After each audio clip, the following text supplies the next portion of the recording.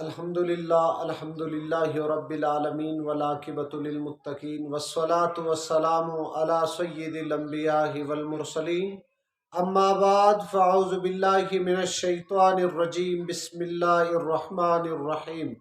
سامعین و سامعات، ناظرین و ناظرات، السلام علیکم ورحمۃ اللہ وبرکاتہ۔ ایک سوال یہ کیا جاتا ہے، کیا قربانی کرنے والے یا شریف فقیر ہو وہ ذی الحجہ کے چاند دیکھ کر عید تک ناخن یا سر کے بال وغیرہ کاٹے یا نہ کاٹے؟ یہ مستحب ہے یا سنت ہے؟ سن لیجئے، ذی الحجہ کے چاند دیکھ کر عید تک یہ 10 دن ناخن اور سر کے بال وغیرہ نہ کاٹے، یہ مستحب عمل ہے۔ اگر اس پر کوئی عمل کرے تو رب کریم انہیں ایک قربانی کا اجر عطا فرماتا ہے۔